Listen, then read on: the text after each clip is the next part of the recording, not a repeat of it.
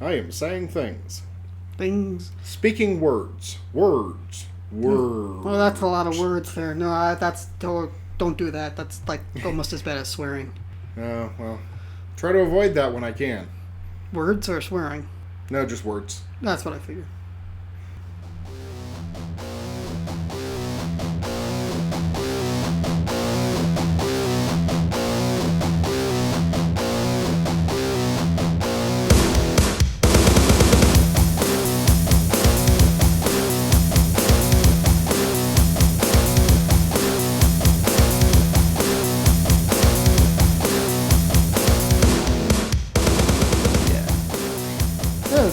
Greetings, fellow Stargazers? No, fellow OMRs, One More Rewriters. It's the One More Rewrite podcast. We're here to tell you what you should see, what you should miss, and rewrite some movies and talk about the latest news. And, what news there is. I think we should start off first with the box office numbers because, I guess you would say to critical acclaim, disclaim, and surprise, the Lost World? No, wait, what are we on now? We're on we're Jurassic Part 3 now, right? No. 5? 5. No. Okay. I think it's 4. It's 4. Okay, yeah. We're on Jurassic World. The fourth entry into the Jurassic Park franchise, and it opened up to 82 million. Like, just in the past couple of days. That's the Thursday and Friday box office take of it. And this is, from what I was seeing on Box Office Mojo, it's like the third biggest opening. Third biggest, yep. That's under, it was Deathly Hallows Part 2, for Harry Potter Deathly Hallows Part 2, and for the recent Avengers movie, I believe. Yeah, and the most recent Avengers was. Although it does have the highest pure Friday take of all time. Oh, really? Like, if you discount the Thursday previews and just go with the Friday numbers, highest pure Friday take of all time. Okay. That's pretty cool.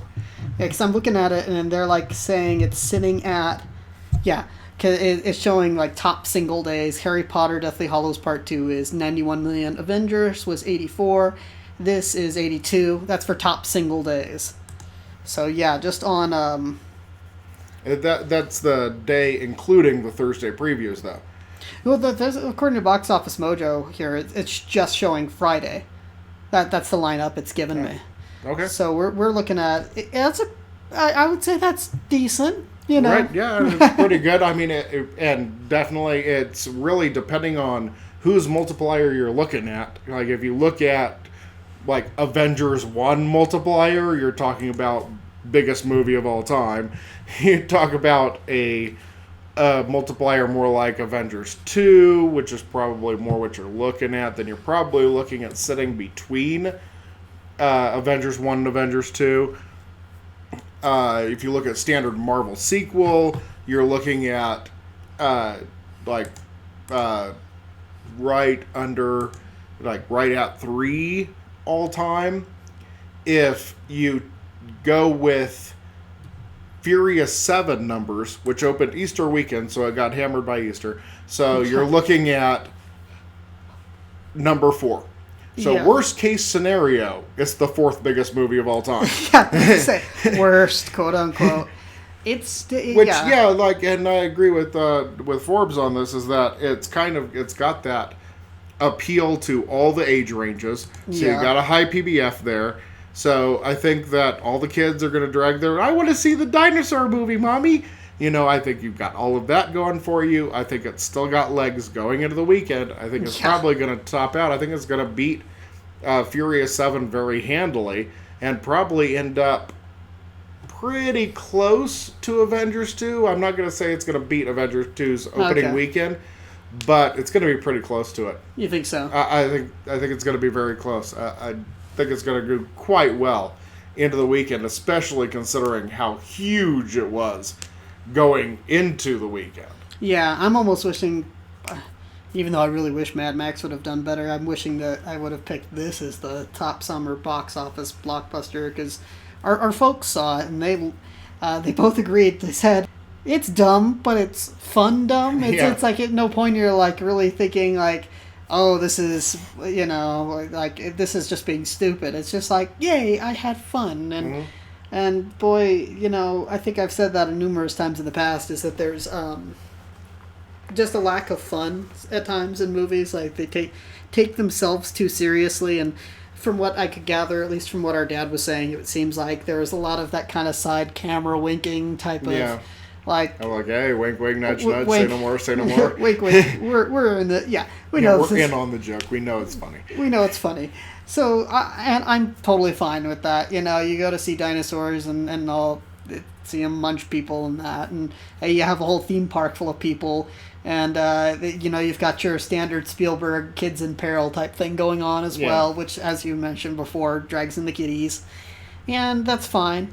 I do still want to see it. I know there's been a lot of negative buzz leading up to it from people who are critical, and from people saying that, like, it just has way too much CGI because there are no practical effect dinosaurs. Right. Because people forget that the original Jurassic Park, the reason why it still looks so phenomenal today is because most of it is Stan Winston. Most of it is Stan Winston just being Stan Winston, and like the huge Triceratops. They built like a 2-story not Triceratops, Tyrannosaurus Rex, yes. And then they ended up building the set around the T-Rex, which I always thought was kind of cool. So there is very minimal use of CGI in that film, and what there is, they like spend hours and hours on. And I've heard people say that CGI has gotten lazy because you can just like, we'll put it in, you know, right? We'll fix it in post. Well, and it's the old Jeff Goldblum quote. They figured out that they could and didn't stop to think about whether or not they should. Yeah. You know, it's, we can do anything. Like, we'll fix it in post. It's like the old rallying cry, but really now we can.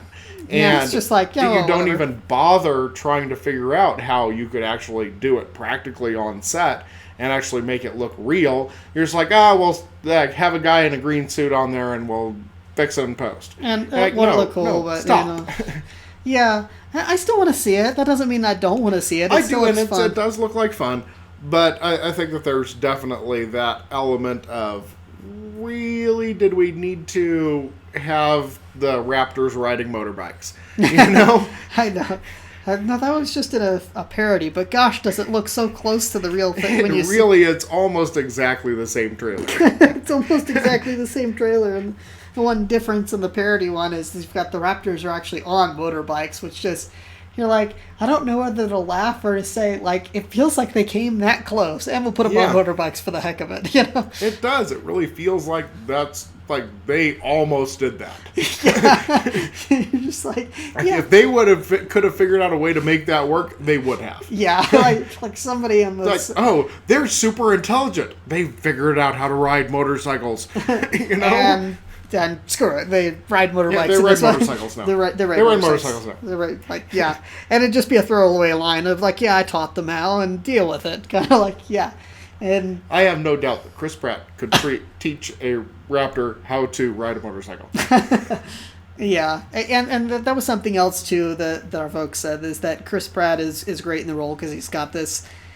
You need somebody like him who can kind of do the sideways, like, come on, Raptors on bikes. Raptors on bikes, come on. That he has that You're kind of... coming with me, right? Yeah, that kind of goofball charm that's just like you need for something like this. Which apparently everybody else thought too, because, big opening. Well, let's just round out the numbers here with the top 10. That'd be second place goes to Spy, with a grand total take of $45 million so far. San Andreas, which actually went over the $100 million mark. It's at $111 million right now. I've been looking around and I can't find the production budget for it, but given that it's another like big budget effects flick where the whole world's... It was 160 for the... What I saw, yeah. Oh, really? Okay, then, you better hope for a good box office worldwide, because if not, it's... Well, I mean, if you don't make it domestic, you ain't gonna make it. Yeah. Insidious Chapter 3, $32 million. Pitch Perfect 2, $166 million. Entourage, which, as I predicted, it tanked. It's at, like, what is it? It's in its 10th day, and it's at $22 million, and... $22 million isn't bad. It isn't bad, but what do you think it cost them to make that thing? $30 million. Okay, so it's still tanking, and can you imagine it having appeal outside the U.S.? No, no probably hesitation. not. But Okay. I think that it's probably gonna have legs. I think that everybody's gonna watch it on video, and it's gonna have like a nice little video pickup, and I think it'll end up doing okay. I don't think they expected it to be huge. I don't think they expected to make Entourage 2. They just kind of wanted to wrap it up and, call it good and give the fans something. Okay. Which is good. So you it's think like it's having a Veronica Mars movie. Okay, so you think it's a fan service film. Yeah, it's a fan service film. It's, Okay. It's there so that we can see what the heck happened to these people, because we all wanted to know what happened after the finale. And so we get to see him again. And, as a fan of the show, it's kind of, it's fun to see him again. Okay. And to know that there is another adventure that they're going on. And even if you end up not making more of it, that's okay with me. But I kind of like that they have the coda. Okay. So as a fan, you feel like, okay, I got my wrap up. Okay. Mm-hmm. So that's Entourage in 6. Mad Max is sitting at 7th, which I don't think we did box office numbers before last week, and I apologize about that. I think that Mad Max was actually sitting in 7th last week. It's at 135 million right now, and I think it'll finish up at about 150 million, so it'll at least make its production budget. Worldwide, I'm assuming it's going to make back its money, maybe a little bit more, and I'm hoping that because it was such a critical success, and success as far as people wanting to see it, and it wasn't quite the numbers success that I was hoping it would be, but that people at Warner Brothers Studio will say, you know what, let's go ahead and make those sequels that we've signed up, that we signed them up for, and just, why am I blanking on the guy's name? The guy who played Bane and who's Mad Max in this. I hate that. Where are you sitting around like it's 2002? You've got a computer. Google I've got a computer. Yeah, okay, so I'm hoping it does better.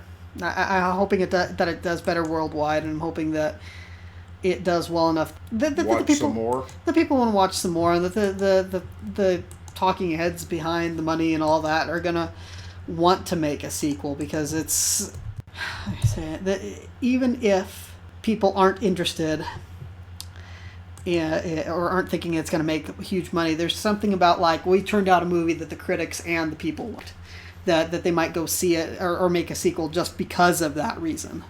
I think that once they release it on video, if it does well on video and you get 1 million people to watch it on video, I think that they probably will make another one. Okay. But I don't think that unless it picks up that cult following, I think you're kind of stuck.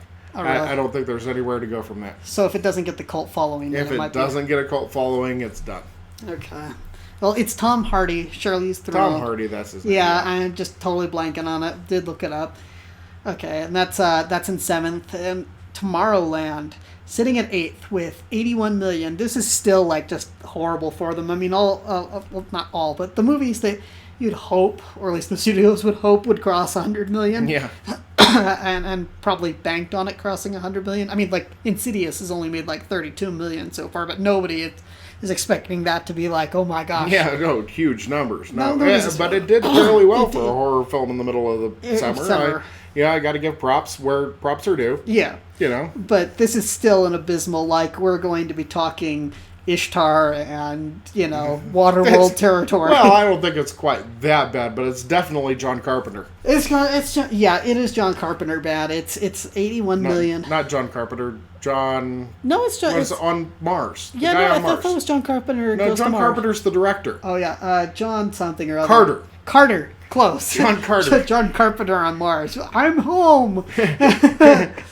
Finally, the weird bleak landscape I've always so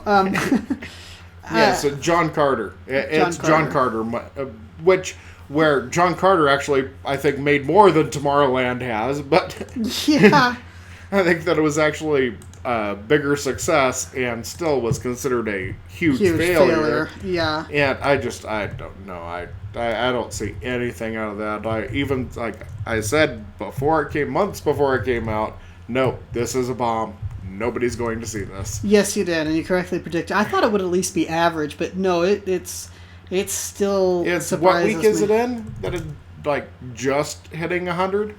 It's not even hitting 100 million. It's still at 81 million. This thing doesn't even look like it's going to pass the 100 million mark. And this has been out for like 3 weeks now. 3 weeks and hasn't hit 100 million? It hasn't hit 100 million. And Jurassic World might hit 200 by the end of the weekend? Yeah, Jurassic World looks like it could hit... Like we're looking at best case scenario 187. Yeah. By the end of the weekend. Yeah. Like, this thing's going to easily shoot past 100 million. 120 at the low end. Okay. Like, there's no way it's not passing 100 by the end of the weekend. Like, it's probably past 100 million by this time today. Yeah. By the recording of this podcast, I think it's probably past 100 million. Probably. It's... Like, the matinee crowds on Saturday put it past 100 million. Yeah.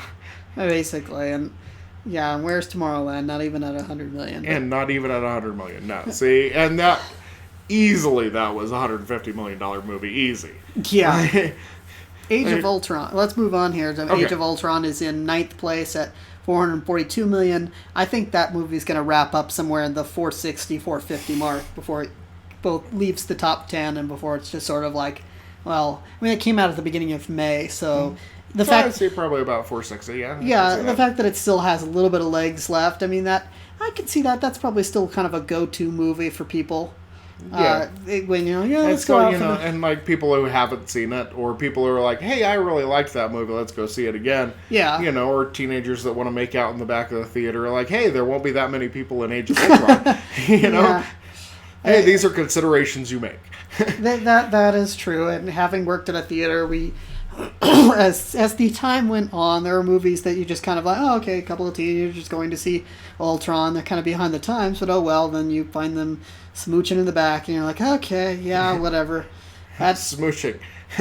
I love your euphemisms. Anyway, last 10th place. We're just going to round out the top 10. Love and Mercy, that independent film starring John Cusack as an older Brian Wilson, and hasn't really gotten a wide release yet. Everything else is like in over 1,000 or 2,000 theaters. This is still only minimal release here with the 573 theaters, but still doing pretty decently for what theaters it's in. And I'm still waiting to see this movie because I don't think it's been released in our market yet.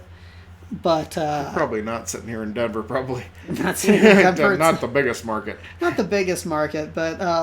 Hopefully later we'll get to see it and we'll be able to talk about it later, but I still have high interest in this, and I'm wondering if when they push it for wide release, where it's going to jump up to. So that should be interesting to follow. Now that rounds out the box offices, and... I do have one more interjection. What? Opening on one screen okay.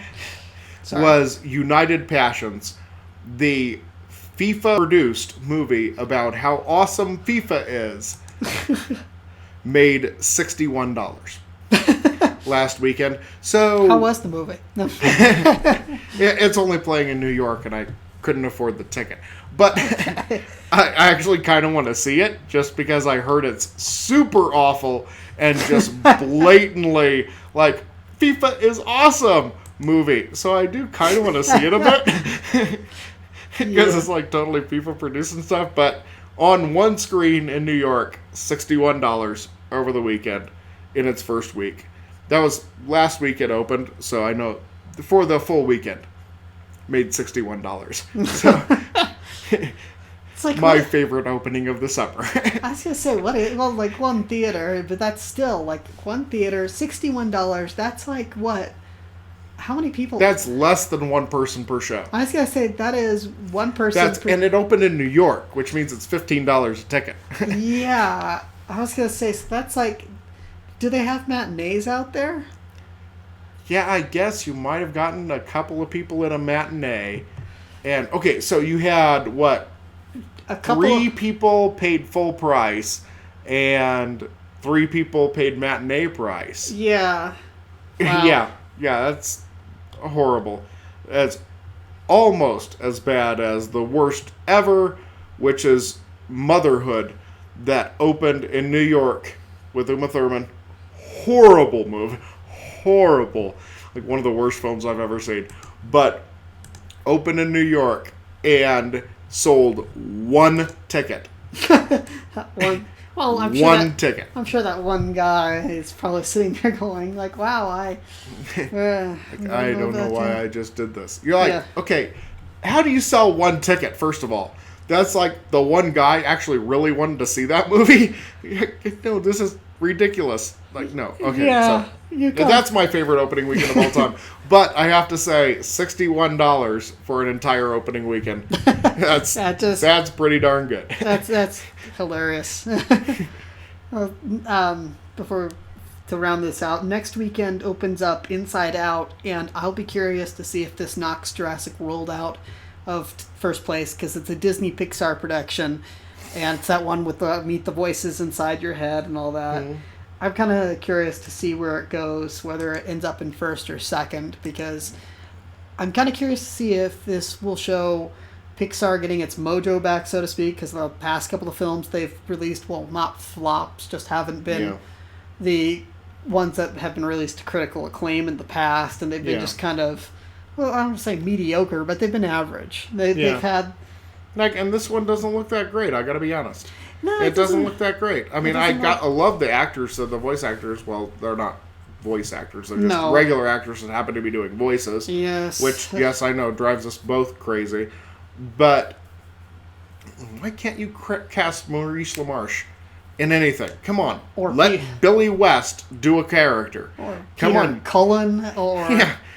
I know, Peter Cullen can do more than just, Optimus people, like he's a fabulous voice actor. Yes, you could, and there are so many other great voice actors that just don't get that. The first time it really irritated me, because you've always had, like, not always, but you have voice actors, or not voice actors, sorry, big actors doing voice acting, and just they shouldn't, and sometimes it works, sometimes it doesn't. I think that only one of the few times I liked it really was Mike Myers doing Shrek, because he kind of did a goofy voice for that. Yeah. But I remember the first time it really just annoyed the pucky out of me was Chris Rock as the zebra in whatever that movie was. I'm blanking. The one where they escaped from there. Yeah. Chris Rock, Ben Stiller. It's just like these guys. But it was all just comedic actors. You had Ben Stiller, Chris Rock. Yeah, but it's just like Sacha Baron Cohen. You had and Wanda Sykes. You had a whole bunch of like really funny people, but at the same time, so is Billy West. Come on. So is Billy West. And it's just that it just irritated me because I couldn't get around their voices. I couldn't watch the picture without picturing them. And it's just like I don't go to see it for that. I go to see it for like how fun is the story. So just getting that thrown out of it just kind of throws you out of the movie. It threw me out of the movie. Sure. I hated it. I can see that. And more box office news. Well, actually not box office news, but stuff coming to the box office. We're going to talk about, well, how about that Independence Day? Well, actually, speaking of hot, how about that Independence Day? Actually, Independence Day 2. Apparently, I think it's E3, because somebody was showing pictures off, and I believe E3 is this weekend. I thought it was ID4. No, well, E3, ID4, 2 plus 2, R2-T2. It's Independence Day 2. They released a promo picture of sorts showing one of those saucers. It was actually at the Franchise Expo. Oh, really? Okay. Yeah, so it might not even be official artwork. Really? Because, like, I thought, like, that, what's his face? Devlin or somebody, like, official from the production set had, like, tweeted out the picture of it kind of as, like, a teaser. Well, he might have, but apparently, like, because it's at the Franchise Expo, it's not necessarily official artwork. Okay. Like, they're just trying to get people to sign on to make Independence Day 2 Big Macs or whatever. They're just trying to promote it and say, hey, for the big weekend. Blow you away. Yeah, exactly. Yeah. That's, we've got alien slushies. Like, hey, whatever. Yeah, or Hannibal floats. I should... Gosh, I should tell a side story about that at some point. Independence Day 2 promo art, it shows basically like the alien spacecraft from the first film, only this time instead of being like above the White House or some other famous landmark. And the original poster is above the White House, blowing up the White House. This one, it shows like a huge ship, like 10 times bigger than the mothership in space, just blasting at Earth. And they've also released a bit of a synopsis, which is basically that this time, like, the whole world has been devastated, like that they found alien technology and they're trying to use it to build up and protect just in case they can't come back for revenge or to try to conquer. And it almost sounds like this one might be a bit more bleak because they talk about the last survivors of humanity or something, which it could either take as A, the people who survived the first attack, or B, that there's a second attack going on and it's a little bit darker tone with people doing... Which, and from what I understand, it's basically the initial Independence Day was the advanced forces, like the scout troops. Yeah. And now they bring in their real army to try and take us out. And so we've kind of adapted their technology and we're using that. And, okay, so if you're planning on building a franchise and trying to make it into a franchise, then this one's got to be dark. That's really where you got to go with it. That second one it's got to be your Empire Strikes Back. It's really got to be the dark one. It's got to be the, mankind has lost all hope kind of movie. And if it is, then awesome. If it's another Independence Day, then okay, that's fun too. But it's not, and you're never going to recapture the same spirit and fun of the original one. And they didn't even get Will Smith back. They got Jeff Goldblum. Well, I'm sure he was just is that a yes, Jeff? Well, yes. I'll take that as yes. Before he knew it. Show up next week. Before he knew it. Yeah. They didn't question whether or not they could or should. They just went ahead and did it. Yeah. Before they knew what they were doing. Anyway. Yes, and annoyed that about three things. About that Will Smith didn't come back for the sequel. And he could use a movie like this on his resume right now. After turning out like... He needs the comeback. He needs a comeback because he has not exactly been popping out movies that people want to see. I mean, what was it? After Earth? After Earth? Yeah, After Earth, he's, not, really blowing up the box office. He could definitely go back to his roots and really, rebuild the name. That'd be great. Hey, well, think about it. Maybe show up, but... Yeah. At least do a cameo, for goodness sake. Yeah, really. But yes, it bugs me that they didn't get Will Smith back. It bugs me that the name for Independence Day 2 is ID2 when the original one was ID4, which means that if they decide to make a franchise out of it, I have no idea what they're going to name the fourth film in the franchise. It's more confusing than the Fast and Furious trilogy. ID1, maybe? No. Maybe. I have no idea. But what really bugs me is they're releasing it on June 24th. What? Next year. 10 days too early. I was going to say, that just sounds... Why? What? Why? Yeah. Why would you not open it Independence Day weekend? What are they so scared of? What is opening up that weekend? Or maybe, I have no idea. Maybe there's buzz that they'll move the Batman-Superman movie? I don't know. I'm just kidding. I'm throwing out ideas? Why are we sitting around like it's 2002? You have a computer in front of you. What comes out? I don't think there is anything there's not too much that is already we've got hard and fast dates at this point, other than them claiming that Batman-Superman is releasing in March. And which is, as we mentioned before, is way too early. Which is way too early. Blockbuster movie like that. Yeah. So we're a little bit worried about that, but... Yeah, it baffles me. But not quite as much as baffling to me as Chris Hemsworth being cast in Ghostbusters, which, that's what you hear it at first. You're thinking, okay, maybe they're going for brawnier because they're doing this female reboot or whatever. You're doing the female reboot. You've got Kristen Wiig and what's her name that was in Spy. They're casting Melissa McCarthy in it? Melissa McCarthy. Really? Okay, I already don't want to know anymore. Moving on to our next bit of news. No, okay, Liam Hemsworth, but what... Chris Hemsworth is the secretary, so basically he is Janine. Right, sorry. Yeah, and which... Okay, so, fair enough. You want to have a guy play the secretary because you've got all-female Ghostbusters. Cool. And not that I don't have a huge crush on Annie Potts, because she's so cute. But why you play...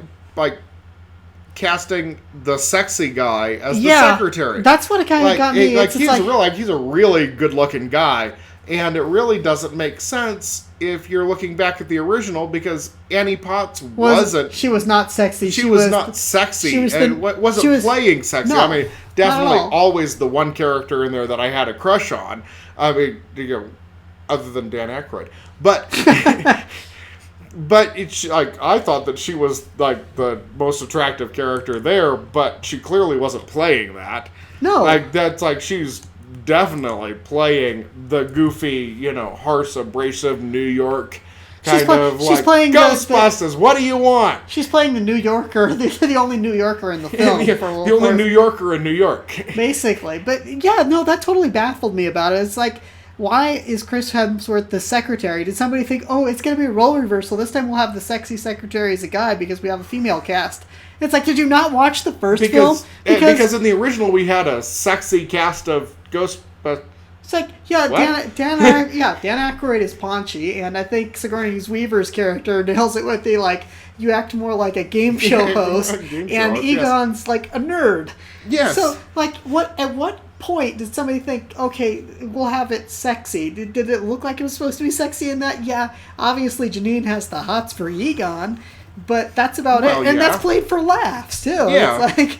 Because both of them are awkward and weird. Both of them are awkward. I collect spores, mold, and fungus, That's just... You're not going to get that same, like, weird geekiness out of Chris Hemsworth. He's not... not to say that he couldn't play it. I haven't seen him play enough characers to know whether or not he could. He'd be playing against type if he did that, and it just sounds like a stupid move. It sounds like somebody. I picture it in my mind some idiot somewhere saying like, "Oh, because it'll be a role reversal or it'll be different." Right. Somebody's doing it obviously as a quote unquote shake up, or you wouldn't expect him in this role, and it's. Or maybe it's to play up the awkwardness of, like, he's the really attractive secretary and they're, like, kind of like, yeah, okay, move on with your life, guy. I can see kind of a little bit of comedy in that. I can't see anything. I can see comedy in it, but I can't see any comedy that doesn't seem stupidly obvious. Like, he signs up because he wants to be a Ghostbuster, they make him the secretary. Ha ha ha. Because he's a man. And or we're doing a role reversal because it's not expected of him because he's Chris Hemsworth and he's eye candy. It's just everything I can think of to do that might be considered quote unquote funny. Yeah. It just seems stupidly obvious. And we aren't even into like the writing script phase or whatever of this project. They're still casting people.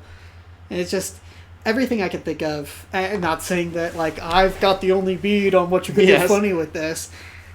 But I just... probably it's because Melissa McCarthy's in it, too. It's I think Melissa McCarthy's funny, so... yeah. So, we differ on that. But I think that, it just doesn't work with what I know from Ghostbusters. And maybe Paul Feig and whoever million scriptwriters they get to write and rewrite this, because it's going to take an army.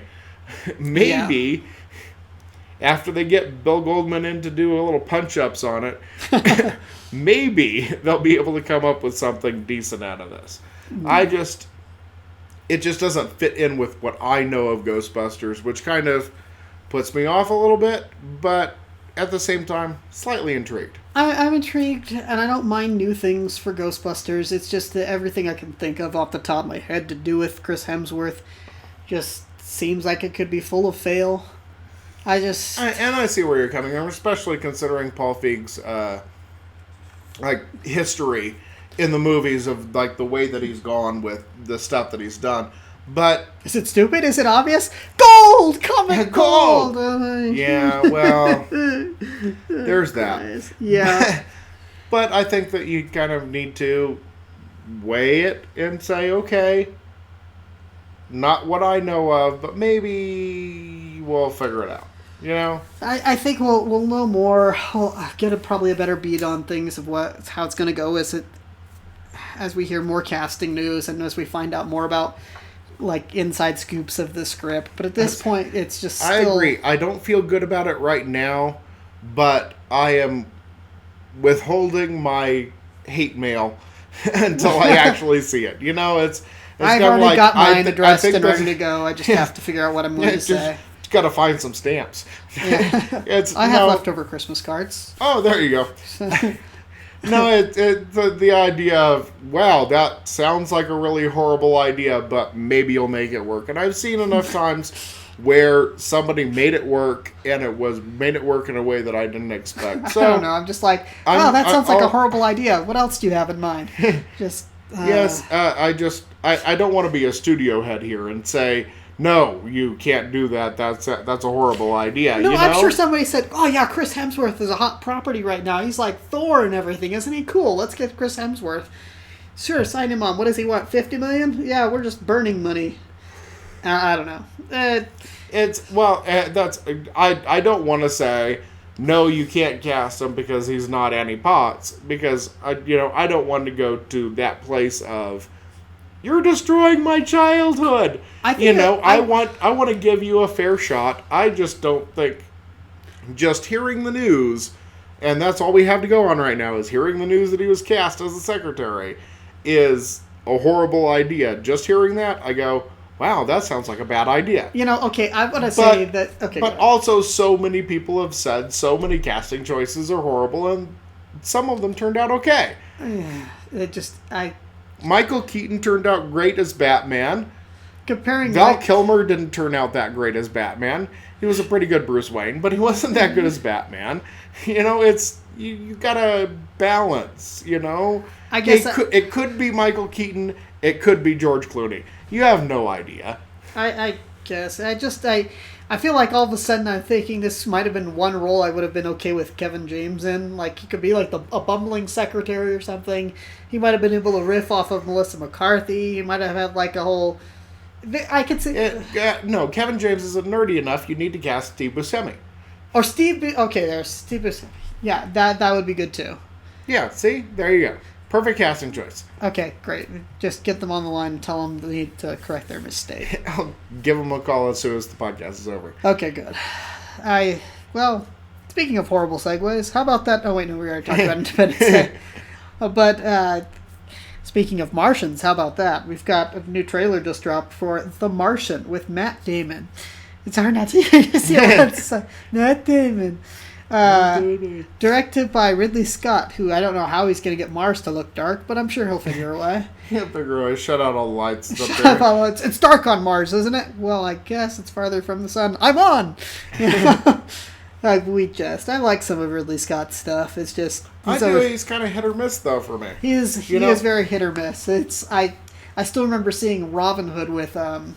Russell Crowe. Yeah. It's just like, it's the middle of the day, and yet still somehow he made the forest look dark. Yeah. And it's just like, that is the Ridley Scott stamp. We joke about him being, Ridley, get that light out of here, I'm making a movie, Scott. But there's sometimes it's just like, there's a little too much Scott in this Scott. Sure. But yeah, anyway, it basically looks like Martian is Castaway on Mars. Only this time, instead of Tom Hanks, you have Matt Damon. And... a slight improvement. A slight improvement? I thought it was just a lateral pass. I don't know if... I don't know. It's just... You need somebody who's really got the chops to carry a movie quite literally on their own. And this one, they do have interaction with... Like, I guess it seems like they're sending messages, but obviously it takes time for the transmission and all that. 3 months for the transmission to get to Mars or whatever. Yeah. And it's supposed to be, just based on the trailer, his journey of, like, he's got to figure out how to make stuff grow on Mars, and he's got to survive, and he's got to, live, basically, until they can do a pickup mission, because he was accidentally left behind, because there was some sandstorm or something, when they were supposed to be blasting off, and he didn't make it back to the ship in time, or whatever, because he's Matt Damon, and he's an idiot, so he can't make it back. Anyway, for whatever reason... I didn't see that, Matt. I still love you. Matt Damon. Yes. Okay. I love Matt. I don't think that he can carry a whole movie himself with just him. Although with communication back to the ground, I can see how that can work. But it's still basically him carrying the majority. It really is, and really he is such a main character in the whole film, so centered around him. I'm not sure that he could carry that. Ridley Scott film, and definitely looks like it's got some kind of a budget on it. Yeah. And I just don't see that that's, going to be the blockbuster smash hit that it seems like they really want it to be. You think so? I thought it was supposed to be some sort of dramatic piece. Well, yeah, but I think that they're thinking Apollo 13. You think, you think they're thinking Apollo 13-ish. Yeah. Another Tom Hanks movie. Yeah, where they're thinking, hey, maybe we can, get the Apollo 13 kind of numbers. Because it's kind of Apollo 13-ish when you think about it. Yeah. Just stranded and trying to figure out things. And maybe he's communicating back to Space Command, and Space Command's got some ideas about how to retrofit his air take in so that he can clean his air, like the air scrubbers, and here, grab some duct tape and we'll make a square filter fit in a round hole, and that sort of thing. I think that so I can kind of see on that level where they're coming from on that, where they might think that. I just don't see that this movie is that. No, but no. So it feels like Apollo 13 meets Castaway, only this time starring Matt Damon instead of Tom Hanks. Yeah. So, and, I just don't see him being able to carry the movie. I don't see why. I don't see that Ridley Scott's a good fit for director as this, because it's just. No, if we still had Tony. Tony Scott could have done it. Maybe, but I feel like I guess the last thing I remember seeing that Tony Scott had done was the Domino, which was just... a bit over the top, yes. It was over the top. It was over-directed. It's just like... I think Man on Fire was the last one that he did. Well, no, but the last one that I saw was Domino. After that, I was kind of like, yeah... Man on Fire, which I liked and Dad hated, both of us because of the direction. But I like Tony Scott, and so... I guess it's just we'll have to wait and see. I might go check it out if there's more trailers forthcoming. I think we need more trailers forthcoming to see exactly where we're going to go with it. Yeah, like I said though, Ridley Scott I have not been as impressed. Oh yeah, the last Ridley Scott film that he did was Noah, which I also did not want to see, which just looked no interest at all. No interest. It's like, okay, you can either A, do it from the book, or B, you can totally reinterpret it. Not this some weird half-baked version. Half interpret, half make some stuff up. Half interpret, half make stuff up, and then do the double whammy of going out and you and Russell Crowe making fun of the audience that you hope will bring in you the millions to make. Like, you're gonna go make a film that you say is Christian, then bash the Christians, and then still say, "Come see our movie," which looks like crap, by the way. It's just like we're I don't know. It's just like the last one I remember going to see because it was a Russell Crowe film, not a Ridley Scott film rather. Yeah. Because it was a Ridley Scott film, was G.I. Jane. Oh. And kind of lost some faith on there, buddy. I was gonna say, that's gotta be it. Oh man. You're the guy who made Alien. I thought that, come on, man, what are you doing? And since then, I've kind of, each progressive step, lost a little bit of credibility. He lost me with Robin Hood. Him and Russell Crowe both just like... See, I knew that it was a Ridley Scott film, but I wasn't watching it because it was a Ridley Scott film. That kind of contributes, of course, because you go, okay, yeah, but it sounded like an interesting concept, and I'm like, okay, well, I'll go with you on this, and it was... not good. I was going to say mediocre, but I think you probably nailed it. Mediocre, I thought would be a step up. It was lackluster. I saw it, and it was beyond expectations of what I thought it was not going to do. So wasn't a fan of it. I didn't think that it was great. I think that I probably ended up at mediocre because I was working a Blockbuster and watched 10 films that week. And you watch 10 films and you go, hey, that one wasn't that bad. Well, this was at a time when I was waiting for my transplant, so occasionally I'd see a movie, occasionally I'd go to like I'd eat out somewhere, but I was like, okay, I want to go see something. I kind of like Russell Crowe, and Ridley Scott's a pretty solid director, and you go see it, and it was a mess. So, not that this looks like a mess. No, if I had seen it in theaters, I would have probably killed somebody. Yeah, and when it ended, I was like, that's it? That's what you did? Okay. This was we're doing a different take on the Robin Hood origin story, which typically origin stories can either they're really good or they're really terrible, and this was not really good. Really? Was there a really good one? A really good Robin Hood origin story? A really good origin story for anybody. Captain America, the first Avenger, was pretty darn good. Okay. You found one. You named one. The Marvel movie origin stories have been pretty awesome. The first Iron Man, that was pretty freaking awesome. No, I'm sorry. I got something in my throat. You didn't like Iron Man? The very first Iron Man? The first Iron Man, okay. I was saying Hulk. Hulk. Okay. Which origin story are you talking about? The one with Ang Lee? The one with the one directed by Ang Lee, starring which I actually kind of liked, quite frankly, but everybody else hated. And the Ed Norton version didn't really do an origin story. Like, the whole origin was the pre-credit sequence. It's like 5 minutes of origin story. Yeah, new origin story. Yeah, new origin story. And then you get to see one of the Gracies teaching Edward Norton how to breathe, which I thought was kind of cool. But anyway, I like anything Hulk. But that's me. It probably wasn't as good as I thought it was, but that's probably just because I love Hulk. Yeah. Well, it's just to bring it all back into focus. Martian with Matt Damon trailer has been released recently. It's directed by Ridley Scott. Check out the trailer. See what you think. Let us know in the comments. Let us know in the comments below, because it looks terrible. That's my opinion. Yeah, we'll see.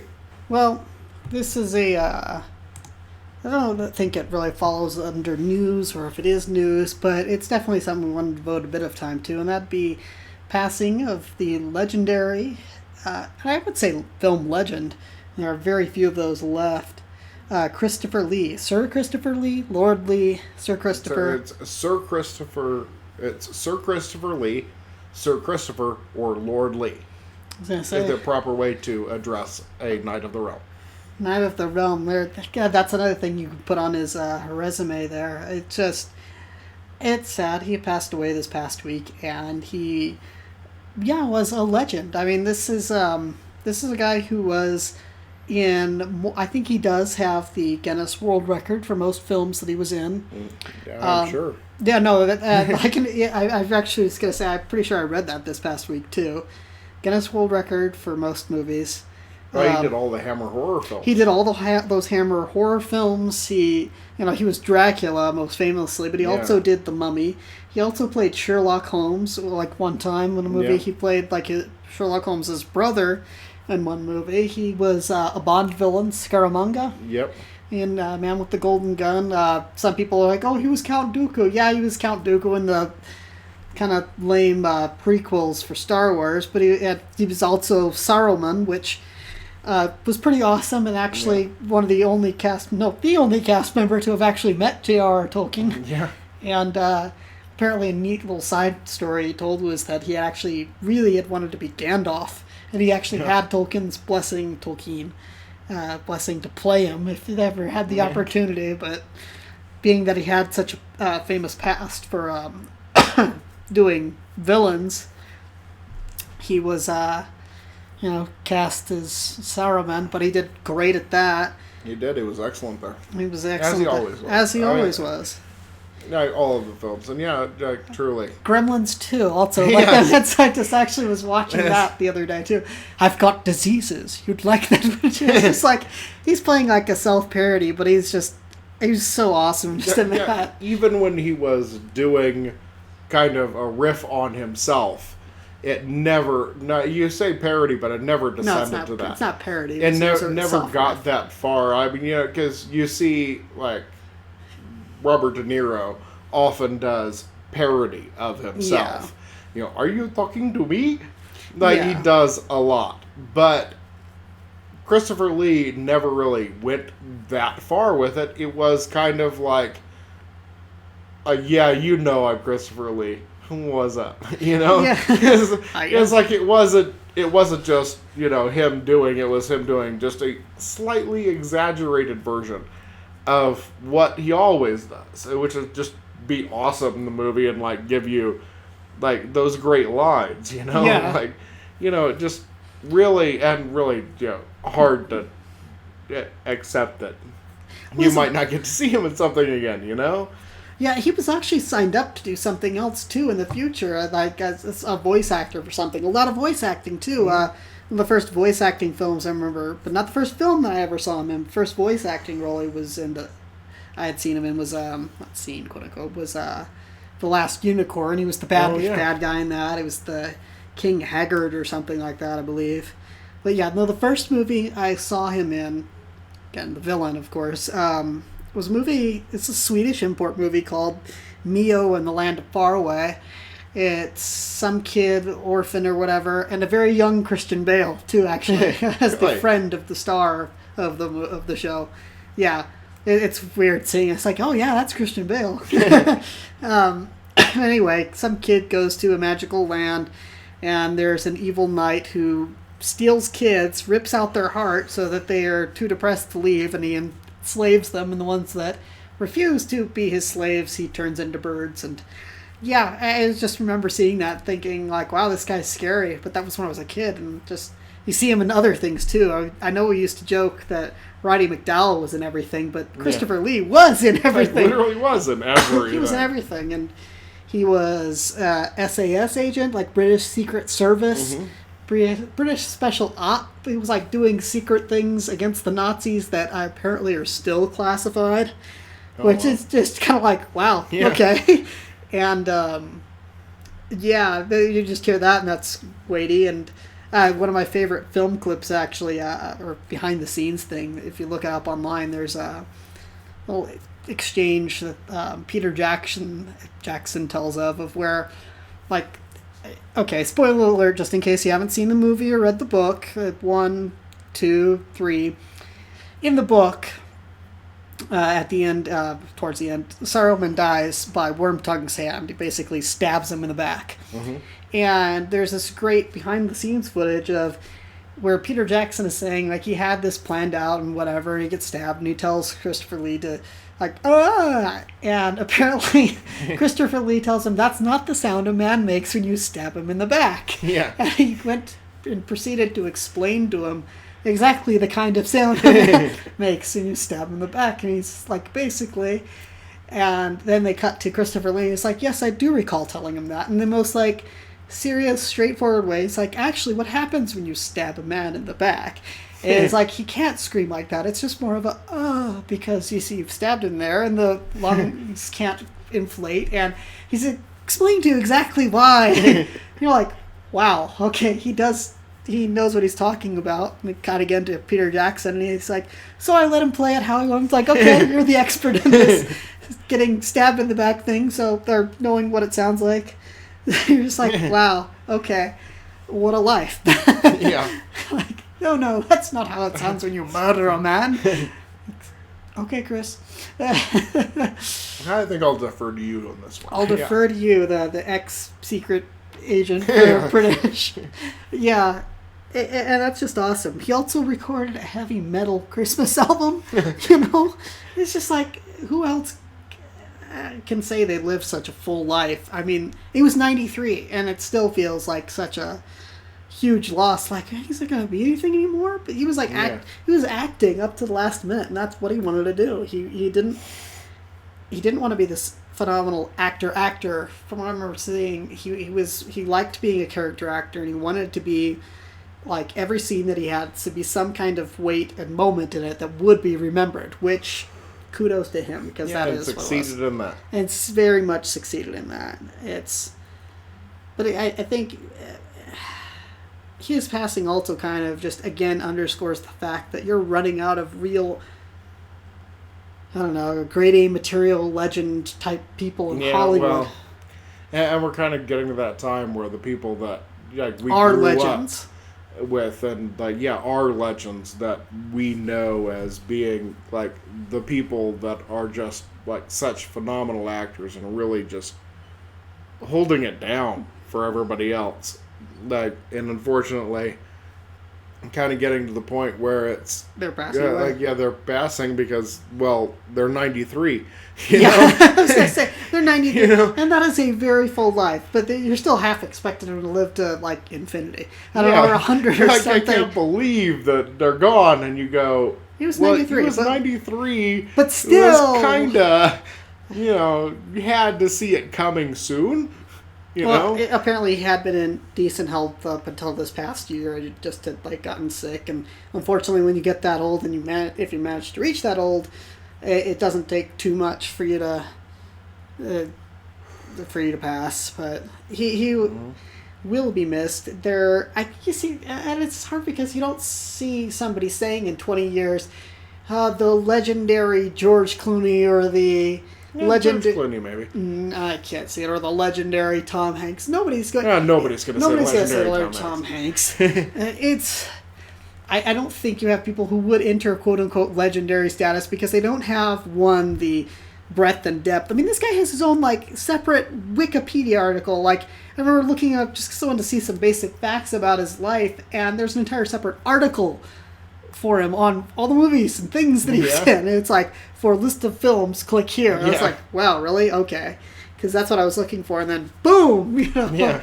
And then your computer exploded. and then your computer crashes because it can't handle the amount of films that this man was in. But yeah, I don't know what else to say. I take your point.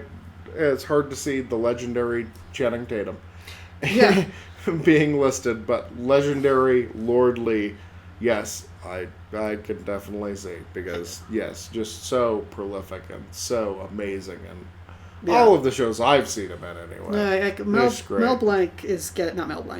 Brooks is getting out there, and people are saying if you pass away, you're going to be the legendary comedic actor and director. But if nobody's going to say the legendary Seth Rogen. They're going to be, oh, thank God. I mean, that's a bit harsh. I'm sorry. At long last, the suffering. He's been in some funny stuff. Give him credit. Funny people, he was very good. The suffering of the human race can now come to a close. Okay, that's okay. I'm sorry, that's probably a bit hard. I don't know, but do you have any Christopher Lee related things that you want to say? Because I feel like I might have done it all myself here, just because I don't know. Like I said, it was a heavy blow. I was a big fan of his work. Yeah, like I said, I really enjoyed all of the things he did, and so no, I think that you summed it up quite well. Alrighty, well, goodbye, Sir Christopher Lee, Lord Lee. Lord Lee, you will be missed, and I like Lord Lee. Lord Lee is awesome, so yes. Lord Lee, heavy metal god, yes, and phenomenal character actor that you are, or were. Gosh, I hate was and were. You'll be missed, and yeah. So yeah, I'm looking through and kind of looking for all the info I can gather, because Christopher Lee, Lord Lee, is awesome, and you're looking as you do on those days when you find out news. By the way, his family kept the passing secret for several days. He actually passed away on Sunday, but they didn't release it until Wednesday. Was that Wednesday or Thursday that we heard about it? Just Thursday. Yeah, I think it's Thursday. And you hear that he passed.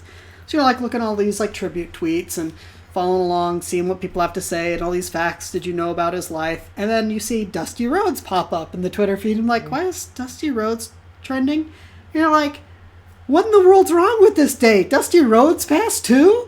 Yeah. And you're just the American dream is gone?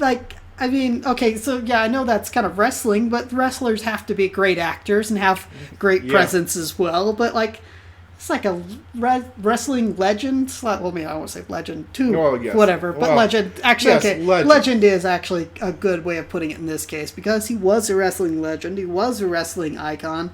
I think you have been even was I came in here setting up for the podcast. You were listening to one of his speeches. Yeah. Yeah, I was listening to the hard times. The hard times speech of all these people got hard times, and I could never do it as well as Dusty. No, that's Virgil Reynolds Jr. Passed, which it's a sad day for everybody. I mean, it's really and especially having seen him go, he was in the WWF, back when it was the WWF, and transitioned to WWE. And then he actually ended up going to WCW, where he was a writer, and actually worked as a writer at WCW for a while.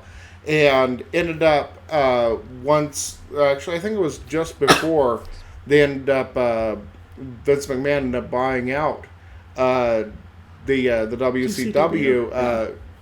Dusty came back over to WWE now, and was actually writing and being not a trainer, but a talent scout. I was gonna say like that. Yeah, he was like really helping to develop the new talent that was coming in, which, you know, at the same time you've got his son Goldust, who was in WCW at the time, and then finally came back to WWE, and eventually he ended up getting his other son, Cody Rhodes, who eventually became Stardust, got him involved, and so now, and then they end up becoming a tag team, and, you know, I haven't watched it in a while, but let's see where they're at now, but I know that he brought in, and always enjoyed Dusty and Goldust and Cody, and I feel bad for Dustin and Cody now, losing their father, and that we lost like such a great icon, the American Dream. I was gonna say, he's the American Dream, and he's like the American Dream, and his speeches were so awesome too. Yeah, they really were, and really like common man, and that was kind of really what his calling card was I am the common man. I'm the common man, and I'm out there fighting, and you aren't that. Yeah, exactly. And that was kind of his calling card, because he didn't look like a wrestler. He didn't look like a traditional wrestler you expect to look of, like the ripped and six-pack abs, and he's not coming out there looking like Triple H and all ripped. He's coming out. He's not The Rock. He was like King Hippo or something. I don't know. He was a portly guy. Yeah, he's a big guy, but really, really knew how to wrestle and really knew how to tell the story in the ring. And he was one of the best at that. Really, because he came up at the time where you had to. And you have so many of the people that came up during the Attitude Era that just needed to start bleeding. And that was their shtick. And they really weren't that great of wrestlers. Not that Dusty didn't bleed very well. I was going to say. Dusty definitely, he could put on that crimson mask the best of anybody. But I think that probably too many wrestlers that got like such huge hype. I mean, even going up to Steve Austin. And I love Steve Austin. Yeah, I do like Steve Austin. But he was like actually knew some wrestling and did some fantastic actual wrestling moves and stuff up until he blew out both of his knees. And then after that, he's just going to stomp a mud hole. And that was his go-to move. Like, he really didn't do like the high flying or like the big moves or nothing. Like, he just pretty much like had destroyed his body at that point and gotten dropped on his head. So he had his neck was all messed up and couldn't do anything. So he bled. And he did that very well. I mean, a bald head and bleeding. Yeah. It looks pretty good. Just like Ric Flair, and he starts bleeding and like gets it into his white hair. And like, oh, I've got, like pink hair now because of all of the blood flowing everywhere. And Dusty didn't ever really need to do any of that to really sell it. No, he had like the showmanship there. Did his part. He did his part.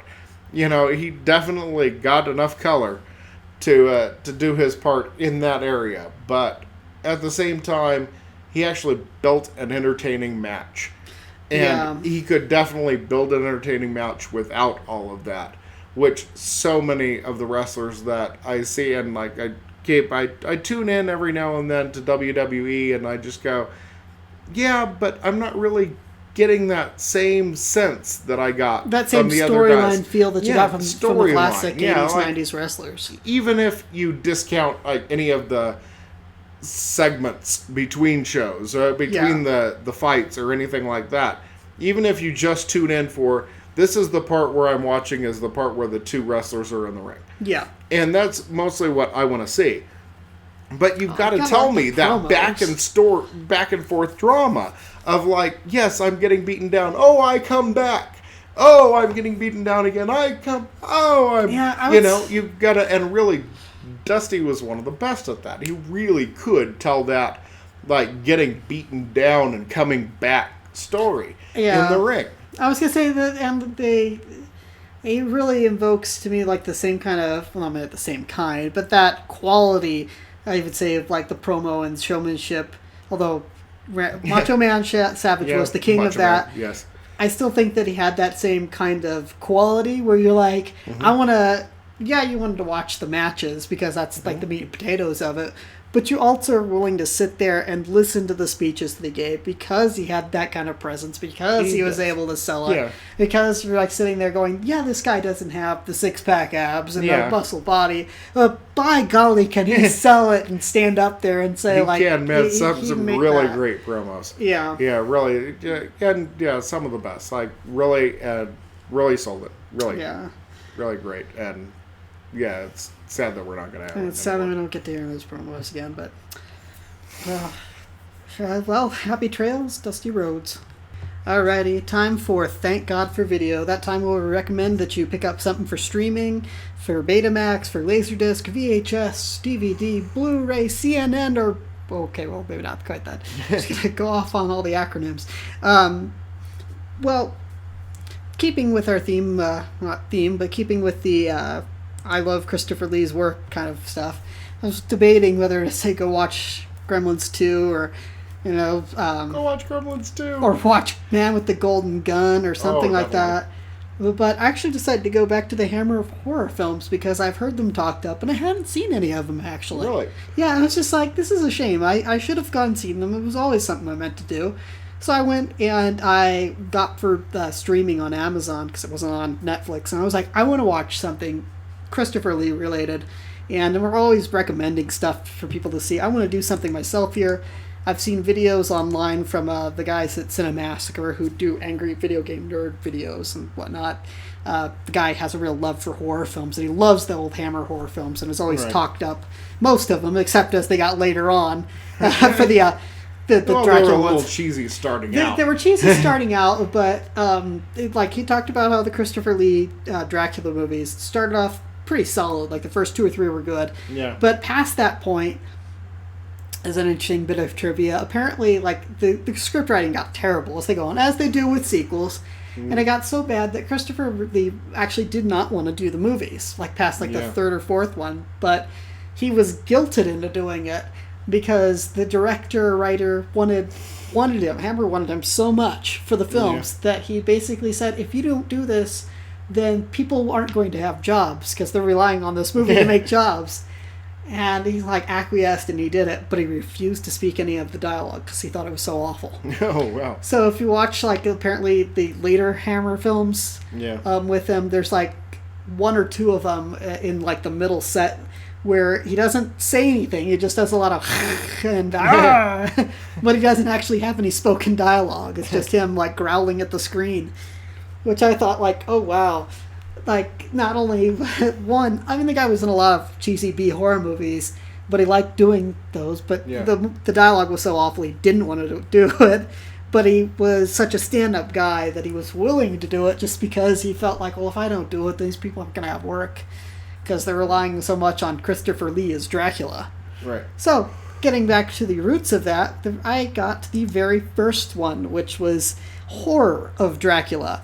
And as Peter Cushing as Van Helsing, and obviously Christopher Lee, Sir Christopher Lee, Lord Lee as Dracula.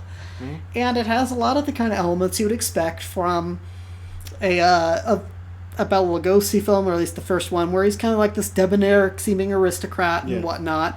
He invites this guy in who appears to have applied for the job of librarian, but it's actually he's hunting down Dracula. He means to come there and take Dracula out because he's heard rumors of the horrible vampire that he is, but he himself gets turned. I don't think that's too much of a reveal because that happens within the first 10 minutes of the film. All of them.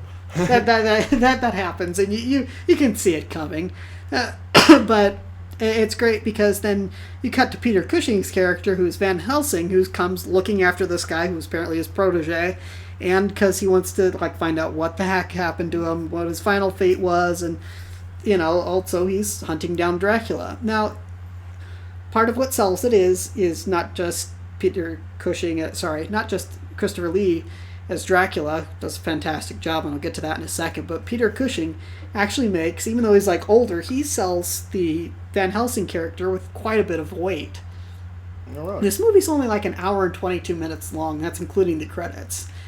But he does it with like this kind of like, this is very serious business, and his exposition dialogue, it's exposition, but he does it in a way that gives you that kind of like, yeah, you're right, we gotta go kill Dracula. These villagers sitting here like putting up crosses and garlic like only, is like a bandage on the problem. You need to, take the problem out where it starts.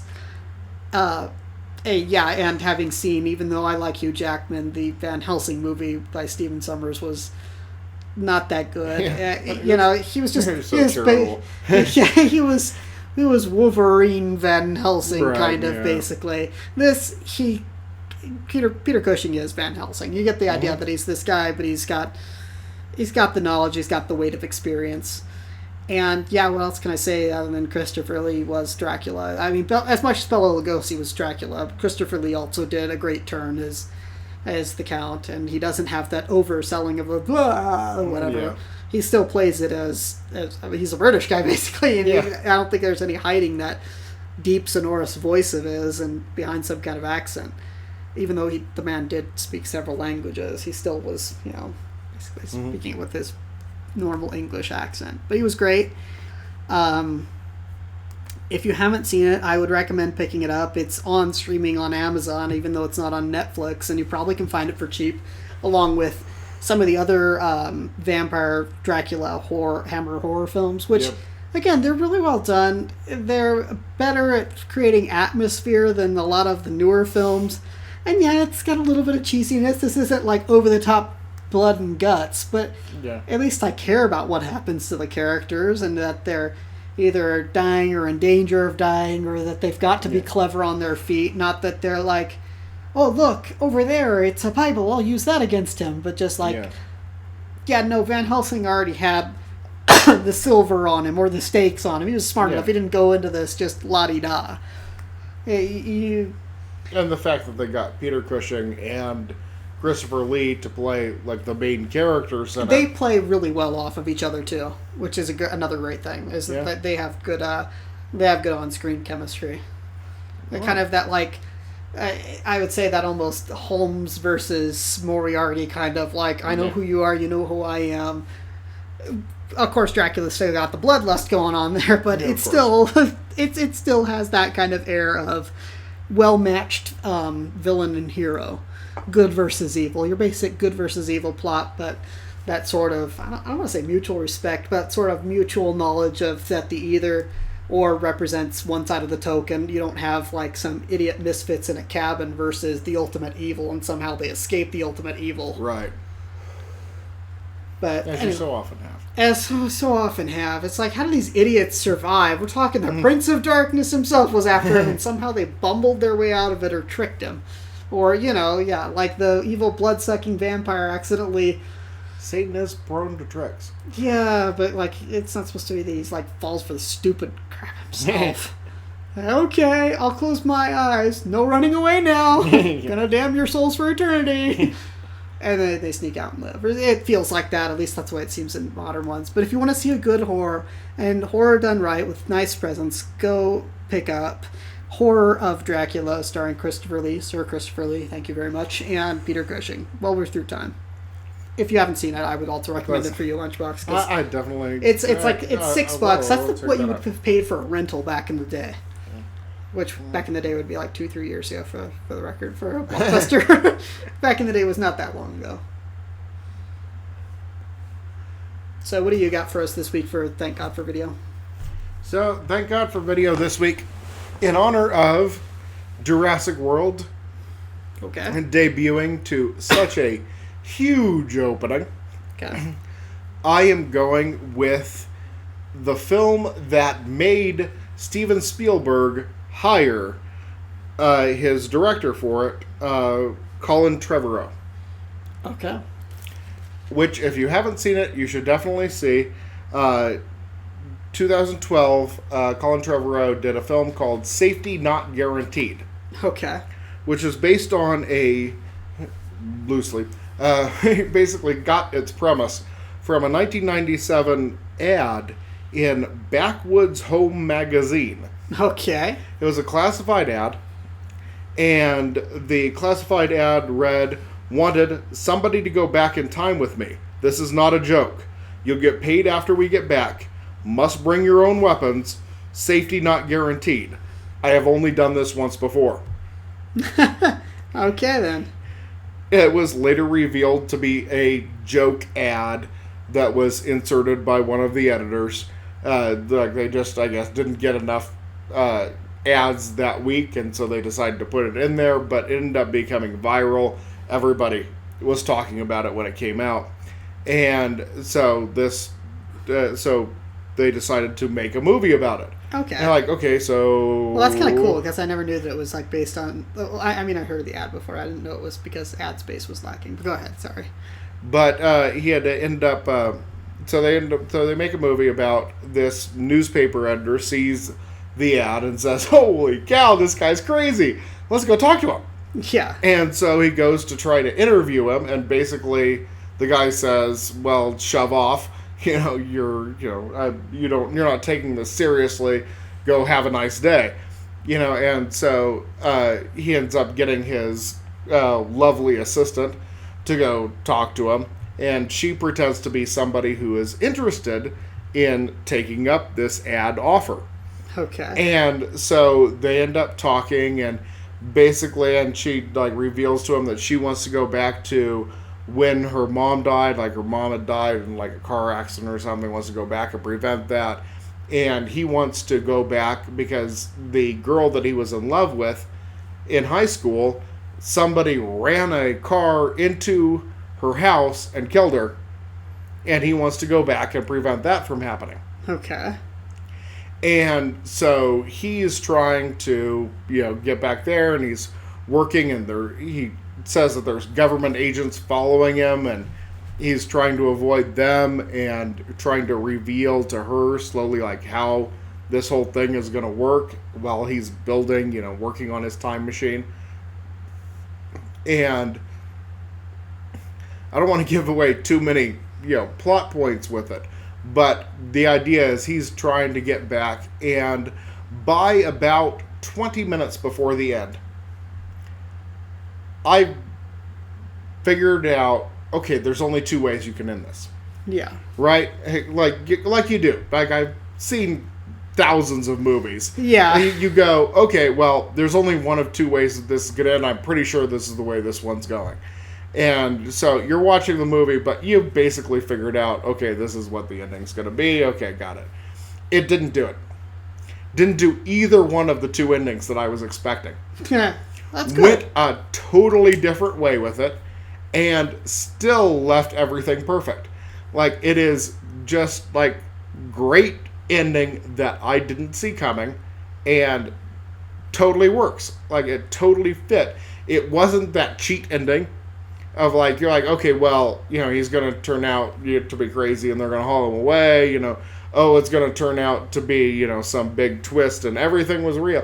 It wasn't a big twist ending that you would go, oh, that's cheat. Yeah. They never cheated. That's good. It's straight ahead. It's exactly what it should be with no cheats. And I love that. They surprised me and they didn't cheat. It's so many times I've seen so many movies where it's oh, wow, twist ending. I didn't expect that. But you're yeah, but that's kind of a cheat. Yeah. But it didn't really, it You're wasn't really okay, what you the surprised movie was. me, but you sure. cheated to get there. Yeah, he was a ghost all the time, sure. Yeah. But you cheated, and it never felt that way. It felt like it was totally straightforward the whole time and just great. And so definitely check that one out. Trevorrow just did Jurassic World. hired for the job because of the ending. Steven Spielberg said that he loved the ending so much, he hired him to direct. He picked him to be the next. He picked him to direct Jurassic World because of the ending, and endorsed by Brad Bird.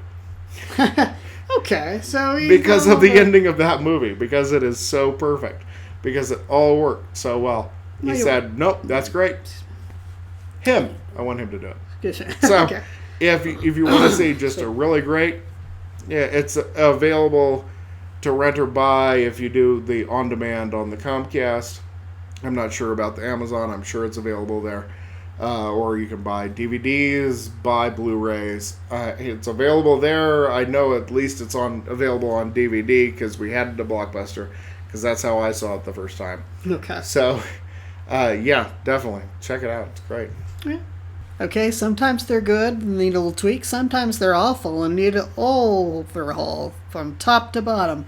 Yes, it is time for movies that needed a rewrite, where we tell you what movies, well, sometimes we liked them, sometimes we hated them, but we have things that we would do differently that we feel would help the film and improve it vastly and make it watchable, or at least something that would have passed muster with the most basic of audiences, because sometimes the screw-ups are so huge.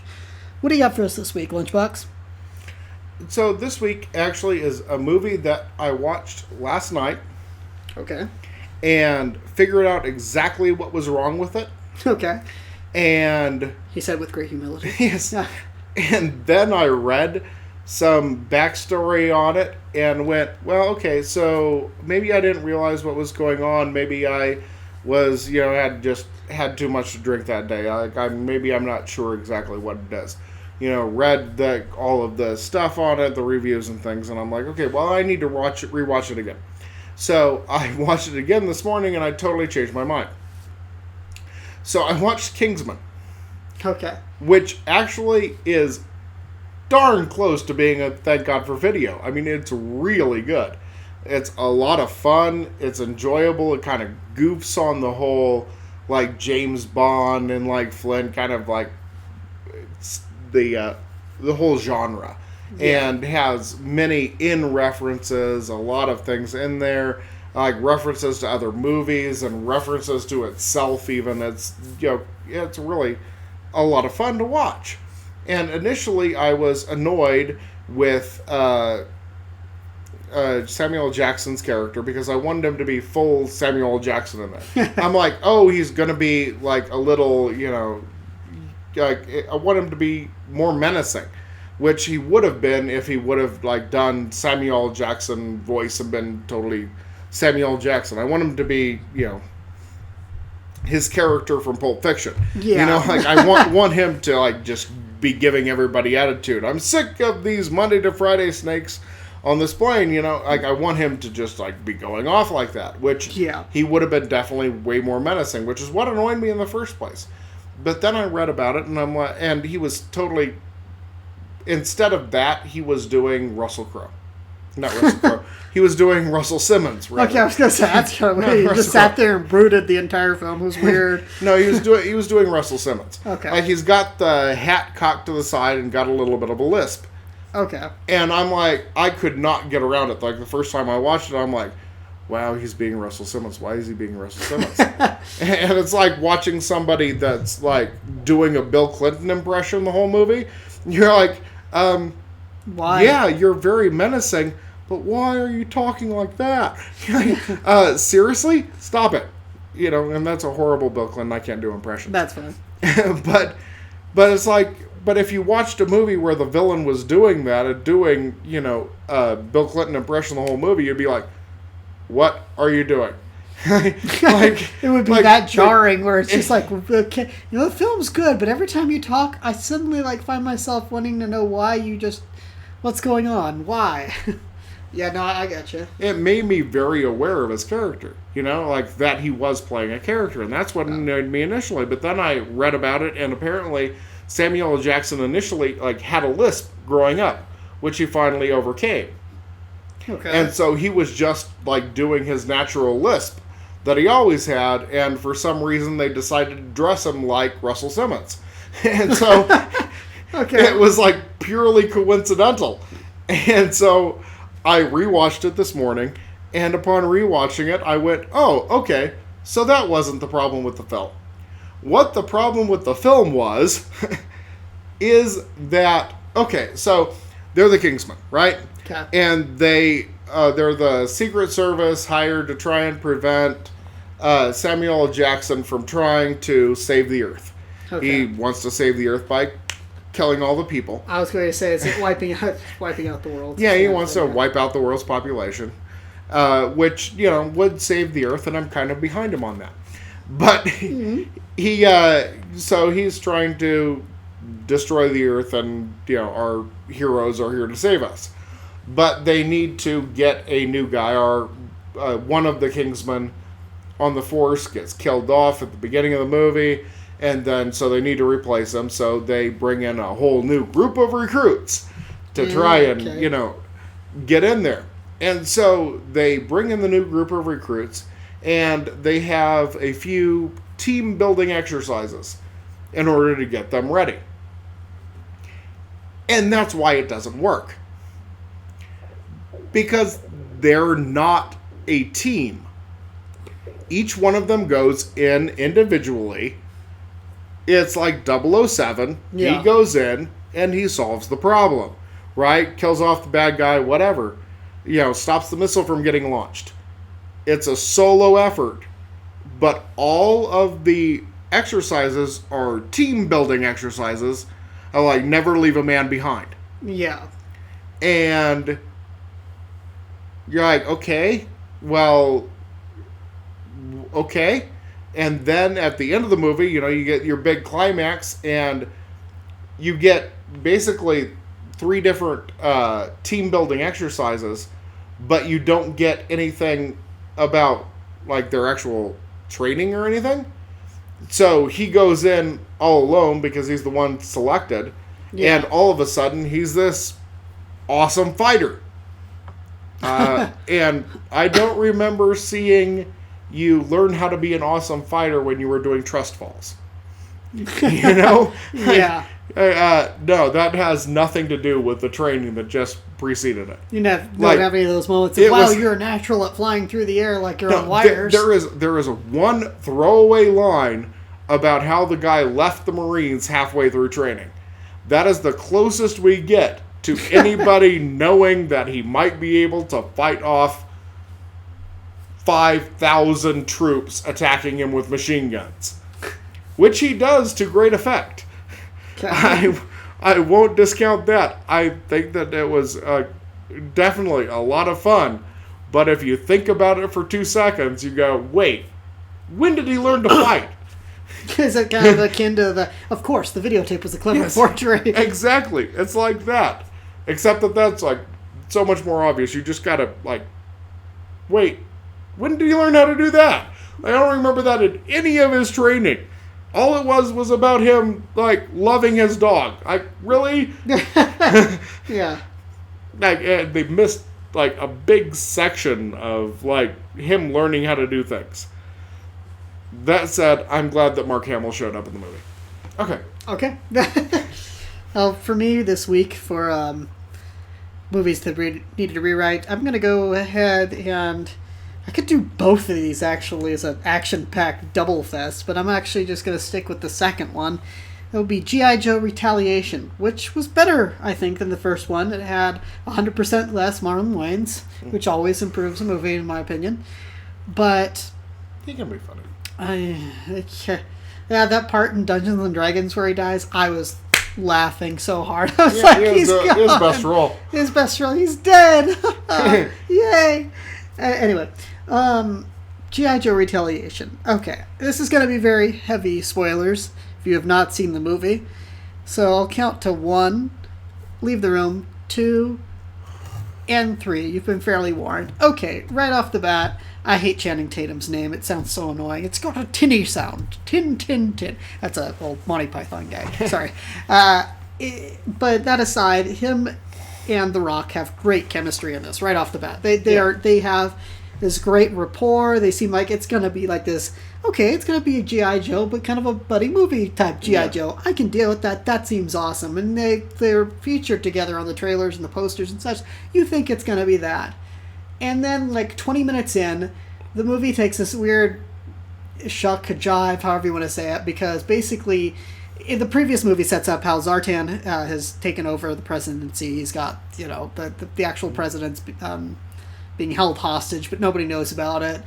Zartan's pretending to be the president, and he orders a strike on the G.I. Joes, and quite literally, Channing Tatum's character dies, and most of the original cast, save Snake Eyes, or like characters or whatever, die in this. Anybody with a recognizable face dies, and they, minus Snake Eyes, because you always have to have Snake Eyes. Plus, he figures into a subplot in the film. They die. They wipe him out, and it seems so stupid and such a waste. You could have had this funky strike on the Joes at the beginning to show, oh no, they're basically like this subversive strike force now, and they need to figure out what to do and be all actiony undercover.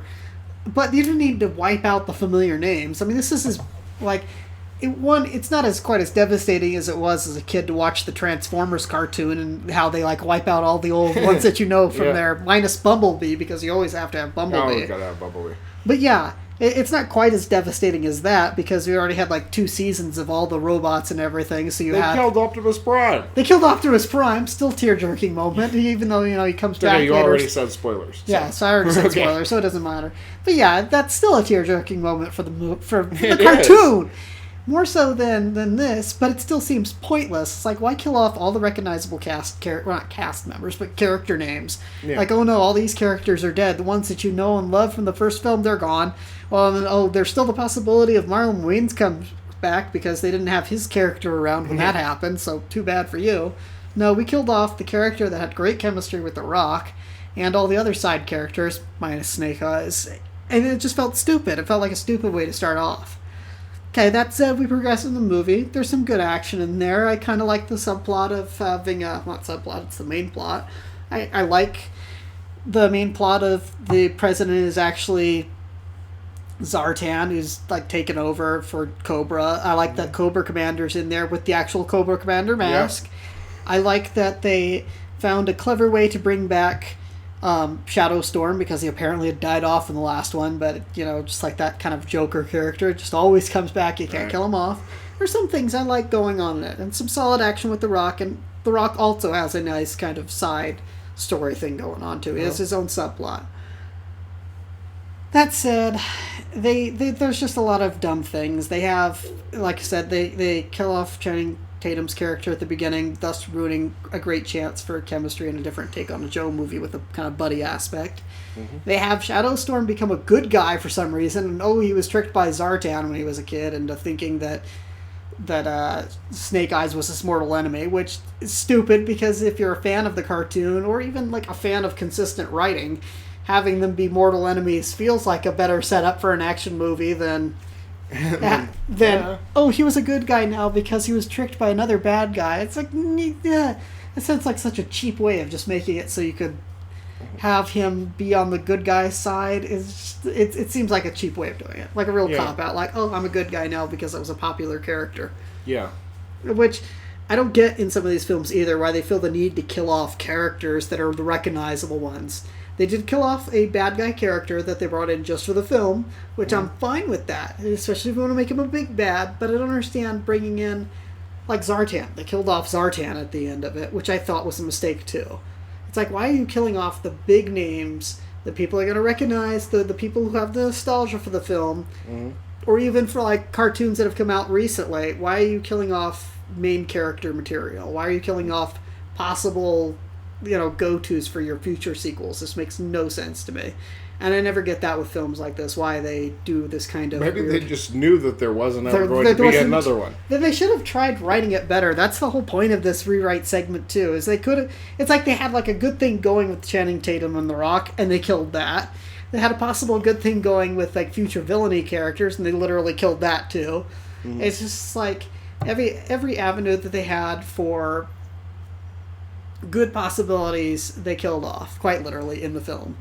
And I wasn't expecting phenomenal writing from the movie, but just at least something along the lines of sensibility. So I think it could have been saved. I think there was no need to kill off Channing Tatum's character. I think there's real potential there. I think that there was no need to kill off Zartan's character. You know, the middle of the movie, which sometimes can be the weak spot, was actually the strongest point of the movie. And the beginning and the end were just totally weak. Like they began it weak, like leaving you saying, what the heck, why would they kill off this guy? Yeah. Like everything looked awesome. And then the end of the movie, you're like, well, that kind of ended rather lamely. It was sort of like and then we ran over the guy with a hovercraft and all was well. Only not as cool as running over the... Which is like exactly the opposite of what you're supposed to do. Start strong, finish stronger. So yeah, start strong, finish stronger. Not start weak, finish weaker. It was just kind of like it was a subpar ending. It had a really strong middle, and then so that was my rewrite. Leaves you feeling cold. It leaves you feeling cold.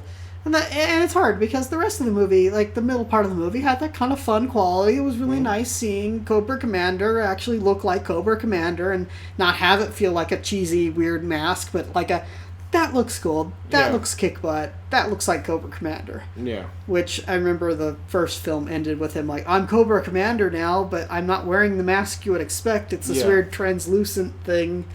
Mm-hmm. Yeah, I remember that. Yeah. At least they got Destro looking right.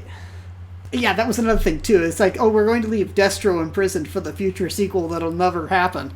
You know? That's the other thing, too, is they have, like, that obligatory setup for the sequel that you know is never going to come along. You know? Yep. Alrighty. So... And now, time for Strained Metaphors with Lunchbox. I know I usually do a movie quote here and kind of, expound upon that.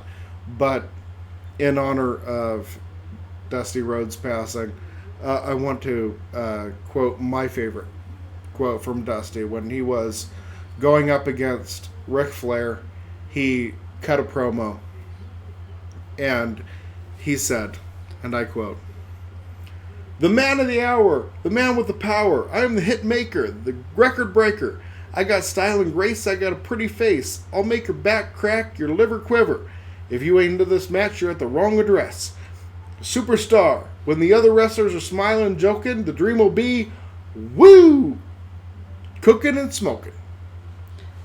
So, even if you gotta steal somebody else's gimmick, maybe someday you can be the best. You've just got to sell it. Like Dusty. Thank you for joining us at the One More Rewrite podcast. We hope you tune in next time. And for Lunchbox, All right. I'm Jester. Toodaloo.